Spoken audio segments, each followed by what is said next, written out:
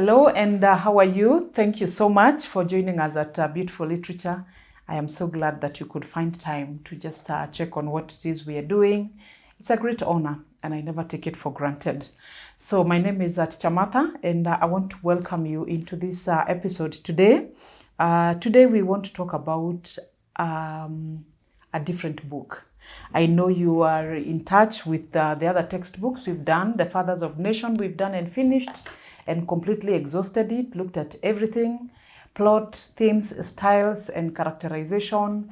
And the same thing with the Parliament of Owls. All of it is down in our records and our videos. And now we move on to this wonderful text by the name Samaritan. And I want to invite you that we take a journey to the Samaritan with the Samaritan and see what it is that it has. I've really enjoyed the Fathers. I also enjoyed so much the Parliament of Owls. And now let's see what the Samaritan has in store. And as usual, we want to begin with the analysis of the cover. We want to begin to talk about the setting of this text. And we also want to talk about the title. And so just talk about the title and what is Samaritan about? What is it you understand with that?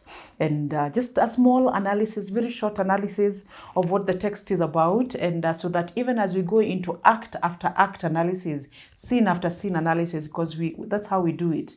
We go every step of the way. Before we do that, let's first of all make sure that we understand exactly what the text is about.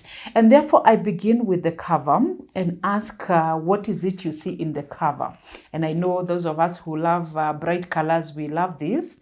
And those of us who love to watch sunset and sunrise, I'm sure we also enjoy this wonderful scenery. And as you can look at this cover, we can see very profoundly the mass of water that is at the base of the front page. We also can see that it's a bit hilly. There's at the horizon a bit seems like there's some background that is there that is bushy or hilly or something. And then there are clouds you can see. And is this sunset or sunrise? I think this is sunset. I think this is a sunset situation. And so when you look at this book, one, we are told and we know that the author of this text is a man called John Lara. John Lara is the author of this book. And this book, the author and the setting of this book is in the Caribbean. And so we keep imagining, because the Caribbean is surrounding with the islands and the waters and all that, we think that the waters that we see, it's because of the setting of the text.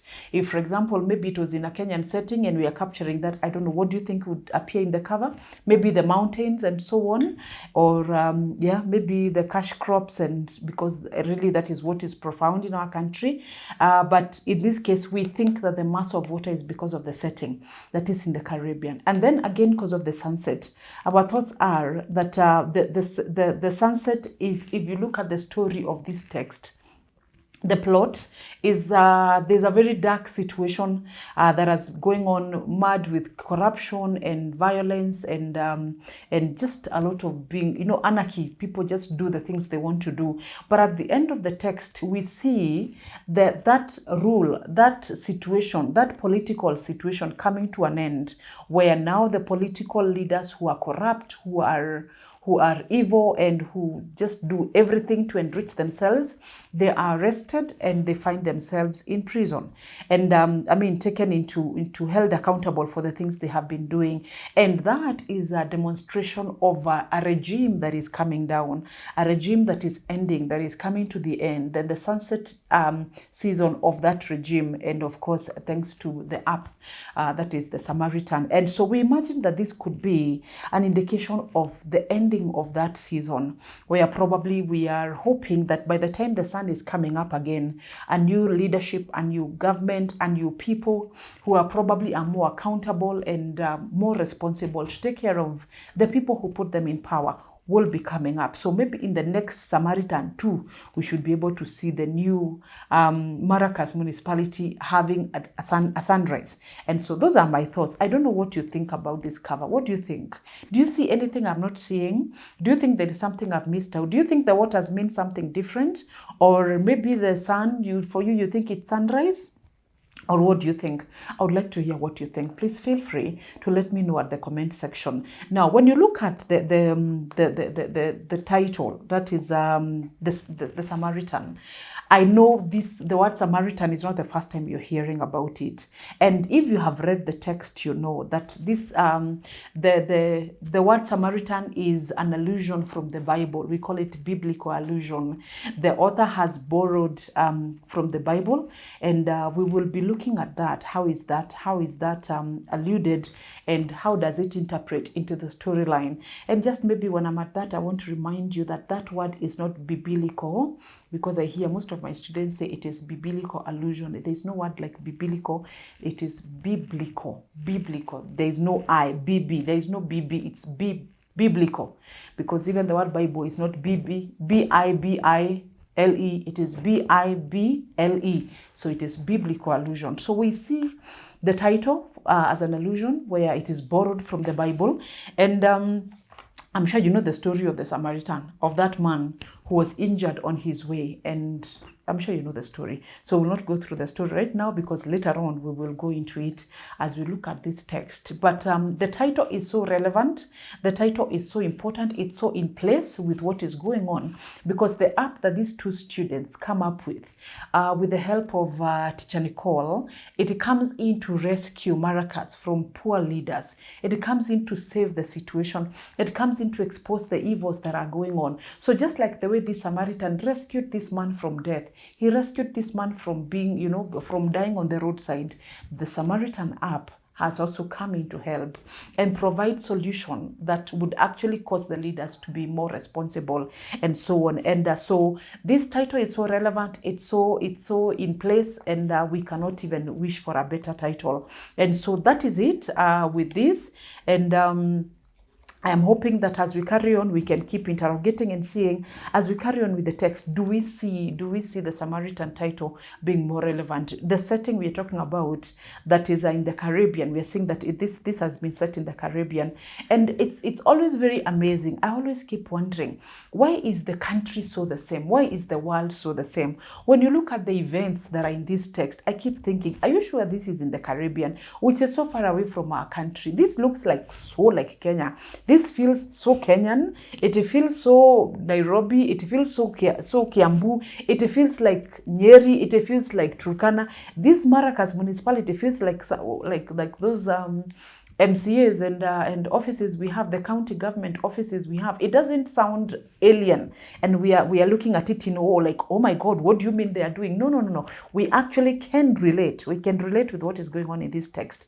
And so that is the beauty of literature. When we say that literature is beautiful, it is beautiful because it's so universal. The human experiences that we go through, imagine almost every part of this world, they kinda go through those kind of experiences. So as we look at the Samaritan, I would want us to move from the Caribbean, from wherever this is set, and bring it into a Kenyan situation. I would want us to just imagine, if this was in Kenya, if this text was enacted in Kenya, who do you think would be Mayor Mosi? In your mind, when you hear Mayor Mosi, which leader comes to your mind? I don't want to mention names because I have chosen to be non-political when it comes to these set books. What do you think is Nicole? Do you have a Nicole? Do you know of a Nicole somewhere who stands up for the rights and all that?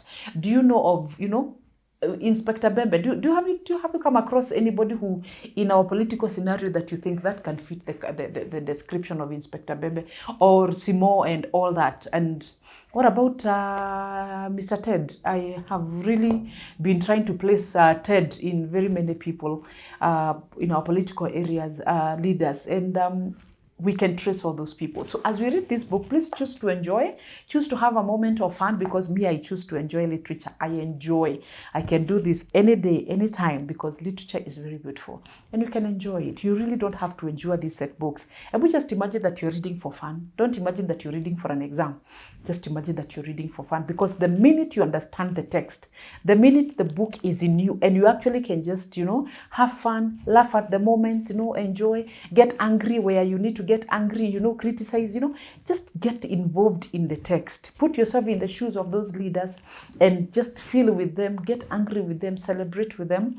You will enjoy it. When it comes to even answering the questions, because it's coming from deep within, you will have a good moment. So as we know, allow me in less than 3 minutes to let you know just what the story is about, and so that we can go into analysis after this. And we are talking about the Samaritan, which is a text that had a story that is similar to what is in the Bible. And we are talking about two students from Maracas municipality, and they are in secondary school, and they have done very, very well. They have done so well because, technologically speaking, they have come up with a very important app, and this app, they've been assisted by teacher Nicole. There's a teacher Nicole, and these students are from Sagrada Secondary School. And so these students, with the assistance of the teacher, that is Alvita, and the students, they have Montano. They've been able to work with the teacher and come up with something that has taken away the whole municipality. And when now that app became was implemented, they thought that it needed to be launched. And every time, like, you're launching a good something, we have the government leaders, we have, you know, the political leaders, we have our county leaders, or even our Minister of Education or something, to come and be part of the launching. And this is what happens at the beginning of the text. And of course, the people who are coming to launch it, when they hear what it is that is going to happen with this app, that it has a possibility of exposing people. And the people we are talking about here, they are top in the list. These leaders are top in the list. They think twice. They're like, I think I don't want this app. This app may actually cost me my job. This actually may give me sleepless nights. This app may not do me well because I know myself. And so from day one, from the first minute that these leaders heard about this app, they started fighting it. And we can see that fight so consistently done, and with an intention of bringing it down on every step of the way. It doesn't just involve one person or two people. It's like the municipality is not working anymore. Everything is revolving around that. But of course, the playwright has brought in other small scenes, but they all build into the effects of having, the ripple effects of having this app. And so we see so much back and forth, so much acrimony that is going on, and especially with teacher Nicole, because they don't even understand, why can't this teacher Nicole help us to save our face and so on. And teacher Nicole says, no, I don't think I am in a position to do that, because in the first place, this app is not mine. It was done by the students, and now it's not even in my care anymore. It is with the government. It is not me who is handling it anymore. And so, but these leaders cannot understand that. They actually don't think that teacher Nicole is telling the truth. They actually think that she's lying, and she's actually doing this as a political activity. For them, she's trying to hit back, or she wants to, you know, just something malicious and so on. And so therefore we realize that these leaders, the circus that goes on is simply because they want to cover themselves. They don't want to be exposed. And so that is what we'll be looking at, the various attempts to intimidate, to bully, to arrest, and to make sure that this app does not work. In the process of trying to do that, they get themselves in deeper messes. And those messes trigger many other reactions.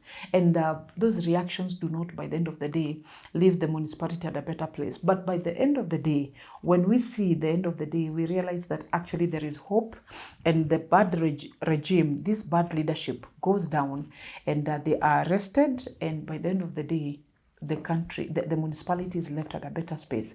Of course, we don't know what happens, but we can always imagine what happened, that they had to get better leaders. And these leaders who came in, I'm sure they behaved better, because they knew they will also be exposed in the app and so on. And I'm hoping that those ones, even after being arrested, they were held accountable for their actions. And so basically that was what the book is about. Very interesting. Please join me as we have a look at it. We'll be going point after point. We're not rushing it up. Remember, it's a compulsory text. And these ones, depending on which class you are in, you need to find out whether it is being tested as an excerpt or an essay, because it's either an excerpt in paper 2 or an essay in paper 3. Whatever happens, we'll be here to support you and help you answer the questions accordingly. So that is it for the setting, the cover, and the title. And I will see you in the next video as we talk about Act 1, Scene 1. See you then. Thank you very much.